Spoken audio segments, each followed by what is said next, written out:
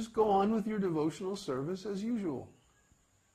Srila Prabhupada himself waited like 12 years before he took initiation from Bhaktisiddhanta Saraswati after meeting him. Huh? So, why do you need to have like another guru immediately? Just like relax, Let Krishna reveal the process. Huh? Don't be anxious to jump up to the highest process immediately. If you're not qualified, you're just going to fall down. Yeah? So better not to fall down. Better to go cautiously, step by step, as the qualification is there. It's like if you try to drive in Mexico City without ability. Well, in Mexico City. Crash. Yeah, Mexico City is real special. You better learn to drive. Yeah, I rode in Uddhava's car for a year before I even attempted to drive in Mexico City. Because the rules of the road are different. Huh? If you're used to driving in America where everybody follows the rules, and then you go to a place where the rules are taken as merely a suggestion, if you feel like it today, maybe you follow. Yeah? Red light means slow down a little, So it's risky. Yeah. So it's very risky if you don't understand or you can't follow those rules to play in that environment, see?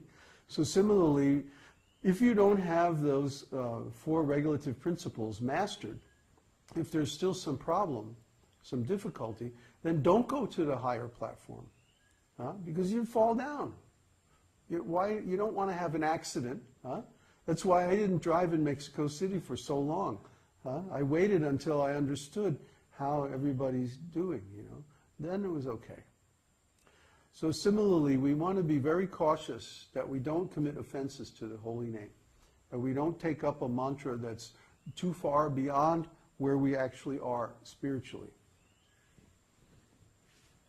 From Swati, is Dwara Sakshara mantra still in Madhurya Rasa?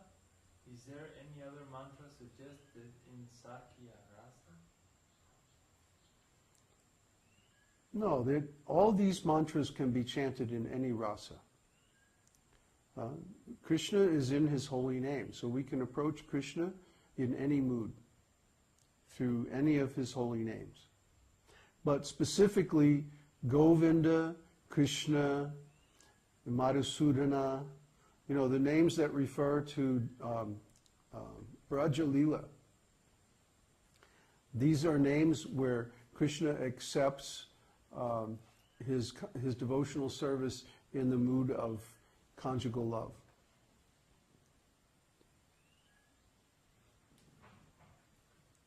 Question. So in Srimad Bhagavatam they talk about Dhruva Maharaj chanting Om Namo Bhagavate Vasudevaya as his japa mantra.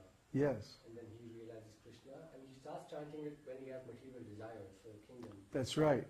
But at the end of chanting all this stuff, he develops love of God and he gives up his, he doesn't have any more material desires, although he gets the result of that. So at that, the chanting of this mantra, Om Namo Bhagavate Vasudevaya, that also takes away all our material desires and gives us love of God. But it also gives the result of the material desire. Just like Dhruva Maharaj. When the Lord appeared to him, he said, okay, now you're going to get the kingdom. And Dhruva Maharaj said, I don't want the kingdom anymore, I just want you. I was searching for pieces of broken glass, and now I have found the most beautiful jewel. So next to a beautiful jewel, broken glass is no value at all. So his idea was, now I've given up this desire, I only want to accept pure devotional service. But the Lord said, but you chanted my name purely, offenselessly, with the material desire. So you have to accept the result. You have to accept the result of your material desire. What does it mean, offenselessly with the material desire? So it's possible to chant offenselessly? Oh yeah. Yeah. Look at the 10 offenses and you'll see. Material desire is not an offense per se. But to break the 4 regulative principles is an offense, because the third offense is to disobey the orders of the spiritual master. And if the spiritual master says, this is the definition of illicit sex, then that's it. It's not negotiable. I'm sorry. Either you meet that criteria or you don't. So if you break that rule or try to waffle of the definition, then that's an offense to the spiritual master, and that's an offense to the holy name. So that's why I'm saying offenselessly. But let's say a person has a material desire for son. Huh? A son. Yeah. Huh? A child. Yeah. But not just any child. He wants to have a pure devotee child. Like Prabhupada's father. Prabhupada's father wanted to have a child who is a servant of Srimati Radharani.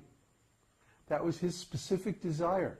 And he chanted many mantras and performed many sacrifices and entertained many pious guests for many years and asked always for this particular desire. That was his special desire. So you could say that's a material desire, huh? He wanted to have a son, but he wanted to have a son who is a pure devotee. And then finally, when everything was right, he performed the Garbhadhana Samskara. And Srila Prabhupada was the result. Srila Prabhupada and his sister were both products of Garbhadhana Samskara, and they were both pure devotees. And they were both very powerful. Prabhupada's sister, almost nobody knows her. But she was like Prabhupada's Shakti. She looked almost exactly like Srila Prabhupada. And, well, they were just an amazing pair, you know. These children were born according to the Vedic process, and everything was done nicely, and so they were both pure devotees. Yes, Bhaktisiddhanta was born in the same way. And Bhaktivinoda had other children who, weren't like that. Prabhupada's children weren't like that. Because his wife wasn't very faithful. And she wouldn't do Garbhadhana Samskara. Yeah. Yeah. So his sons are all materialistic, Anyway, if you have a material desire and you can perform the process for getting that material desire without breaking the rules or the order of the spiritual master, then what's the problem? Dhruva got his kingdom. Prabhupada's father got his sons, like that. Any devotee can approach the Lord for the fulfillment of any desire. And the Lord is happy to give his devotee the result of their desire. But first of all, he wants to make sure that we're spiritually healthy. And that means we should have integrity. We should have honesty. And we should be sincere and open about our state of spiritual advancement and not try to put ourselves out as being a higher class of devotee than we really are. That's really the thing I want to stress here. Then everything will go very nicely. Everyone will be pleased with you. But if you try artificially to represent yourself or misrepresent yourself as a high-class devotee and you're actually just a beginner, then nobody's going to like that. The people that you preach to will feel cheated, and Krishna won't give you the blessings that you want, and you may get whatever material desires that you have by the holy name, but you surely won't get him. So. Last question. Is the mood the same in between Sri Vishnu Sahasranam and Sri Nrsimha Sahasranam? Who's asking? Bruce. No. Because Nrsimha Sahasranam is addressed to Lord Nrsimha. And Vishnu Sahasranam is addressed to Lord Vishnu. They're different. You get to know them. Huh? You find out how they're different. Yeah.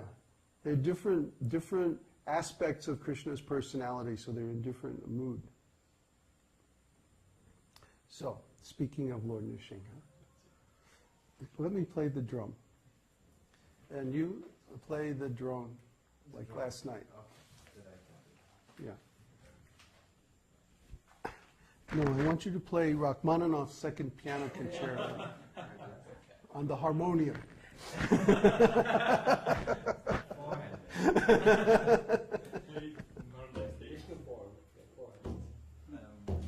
Perfect fit? What note is that?